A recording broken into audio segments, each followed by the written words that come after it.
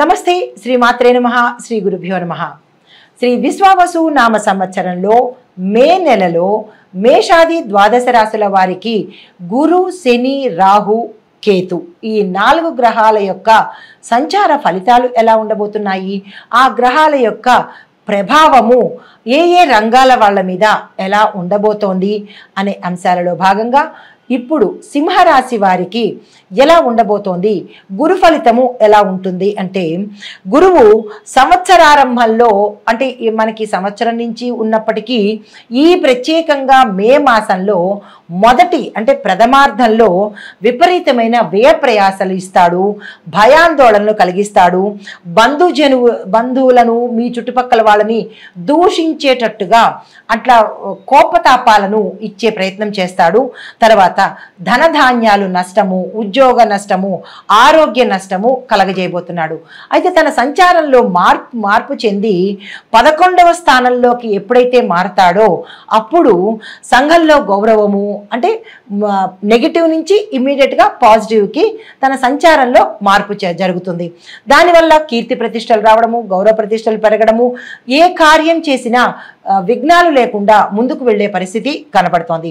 అయితే కొంతమందికి వృధాగా ఖర్చు అవ్వడము అంటే ఈ మాసంలో ప్రతి ఒక్కళ్ళకి ఏ ఉద్యోగస్తులకు కావచ్చు, కుటుంబంలో కావచ్చు, ఫలితాలు ఎలా ఉంటున్నాయంటే ఎక్కువగా ఖర్చు పెట్టే అవకాశం కనబడుతోంది.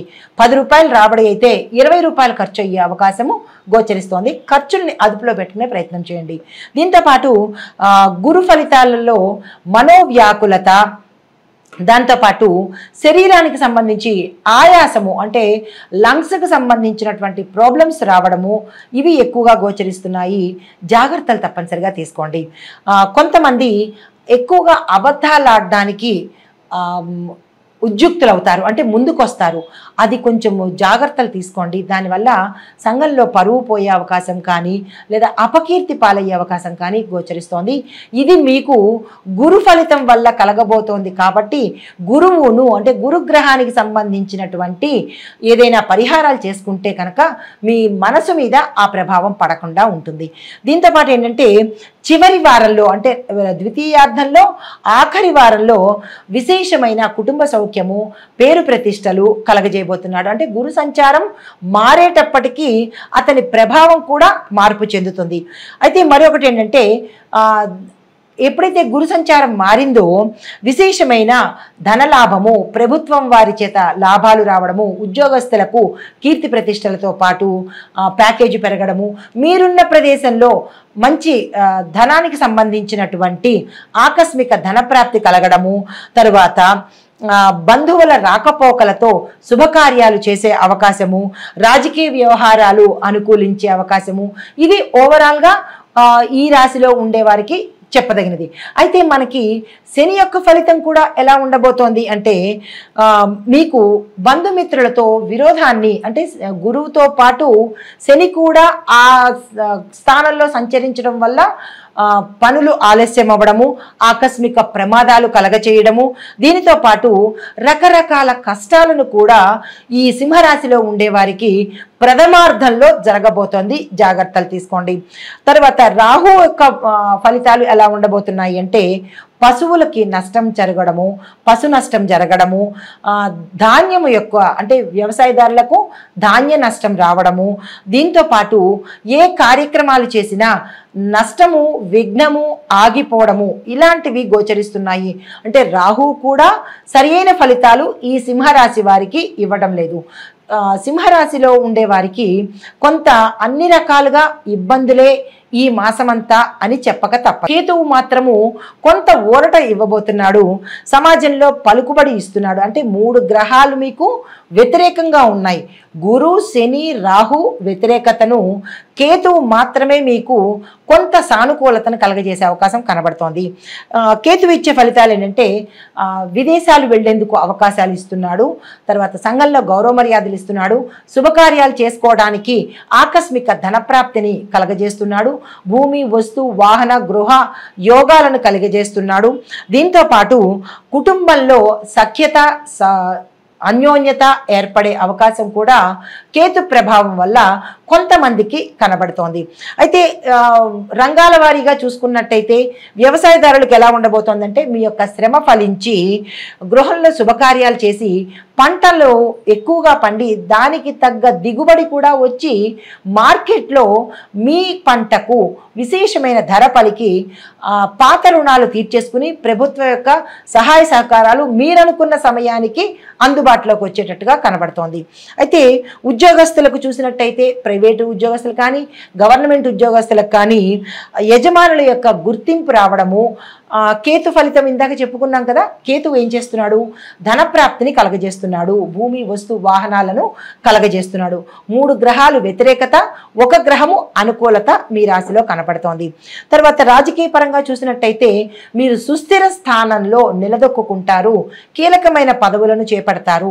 ఇటు ప్రజలలోనూ ఇటు అధిష్టానంలోనూ కూడా మీదైన ముద్ర వేసుకొని మీ యొక్క మాట చాతుర్యంతోనూ నాయకత్వ లక్షణాలతోనూ ప్రజలను ఆకట్టుకునే దిశగా మీరు ప్రయాణం సాగిస్తారు.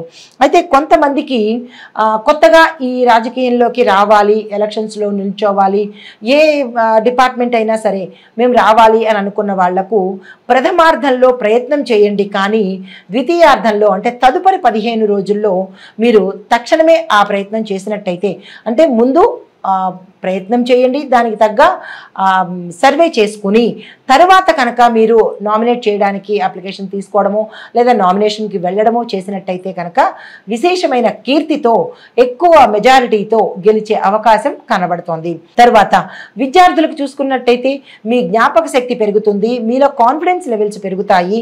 క్యాంపస్ ఇంటర్వ్యూస్ కానీ లేదంటే విదేశాలలో వెళ్ళి చదువుకోవాలి అని అనుకున్న వాళ్లకు ఇది కరెక్ట్ టైము, మీరు తక్షణమే ఆ ప్రయత్నాలు చేసుకోండి. కొంతమందికి విదేశాల్లో ఉండి ఇక్కడికి రావాలి, ఇక్కడికి వచ్చేయాలి అని అనుకున్న వాళ్ళకి కూడా ఇది కరెక్ట్ టైము. వీసాలు కానీ లేదా పాస్పోర్ట్స్ కానీ దానికి సంబంధించిన ప్లాన్స్ వేసుకోవడానికి కానీ మీరు ఏ ప్రయత్నం చేసినా ఇది కరెక్ట్ సమయము, ఆ ప్రయత్నం చేసుకోండి. కానీ రీసెర్చ్, ఆర్ట్, తరువాత ఎకనామిక్స్ చదివే విద్యార్థులకు మాత్రము అంతగా అనుకూలించే అవకాశము ఈ సమయంలో కనబట్లేదు. అది రాహు ఫలితం మీ మీద ఎక్కువగా ఉంది కాబట్టి మీరు రాహుకు సంబంధించినటువంటి జపతపాలు కానీ లేదంటే హోమాలు కానీ శక్తి ఉన్నవారు చేయించుకున్నట్టయితే కొంత సానుకూలమైన ఫలితం పొందుతారు. తరువాత నక్షత్రాల వారీగా చెప్పదగిన సూచనలు, మఖా నక్షత్రం వారు సంకటహర చతుర్థి వ్రతాన్ని తప్పనిసరిగా చేసుకోండి. ప్రతి బుధవారము గణపతి ఆలయానికి వెళ్ళి అక్కడ స్వామివారికి గరికమాల సమర్పించి మీ యొక్క సంకల్పాన్ని చెప్పుకున్నట్టయితే గురు, శని, రాహు అంటే 3 గ్రహాలు మీకు వ్యతిరేక దిశలో ఉన్నాయి కాబట్టి వాటిని సానుకూలపరచడానికి గణపతి ఆలయ సందర్శనము ఈ మఖా నక్షత్రం వారు తప్పనిసరిగా చేసుకోండి ప్రతి బుధవారము. తదుపరి పుబ్బా నక్షత్రం వాళ్ళు మహాలక్ష్మి అమ్మవారి ఆలయ దర్శనం చేసుకుని అక్కడ అమ్మవారికి కుంకుమ పూజ చేయించుకున్నట్టయితే కనుక ఈ మఖా నక్షత్రంలో ఉన్న స్త్రీలకు సంబంధించినటువంటి ఇబ్బందులు తొలగిపోవడము, సౌభాగ్యంగా ఉండే అవకాశం కూడా ఇక్కడ కొంత సానుకూలంగా ఉండే అవకాశం కనబడుతోంది. అయితే ఉత్తరా నక్షత్రం వాళ్ళు మాత్రము ప్రతి ఆదివారము సూర్యుడి ఆరాధన చేయండి. సూర్యుడికి అర్ఘ్యాన్ని ఇచ్చినట్టయితే కనుక అనారోగ్య సూచనలు పోవడం కానీ లేదా ఈ రాహు, శని, గురు సంచారం వల్ల పడే ఇబ్బందులు తొలగే అవకాశము గోచరిస్తోంది. అయితే మీరు సూర్యాష్టకం పఠించేటప్పుడు నియమనిష్టలు పాటించండి. మాంసాహారాన్ని, మద్యాన్ని తీసుకోకుండా రవిగ్రహానికి చేసినట్టయితే విశేషమైన ఫలితాలు పొందుతారు. ఈ నియమ నిబంధనలు రవిగ్రహానికి తప్పనిసరిగా పాటించుకోండి. ఇది ఈ రాశిలో ఉండేవారికి చెప్పదగిన గోచారరీత్యా ఫలితాలు, పరిహారాలు, సూచనలు. నమస్తే.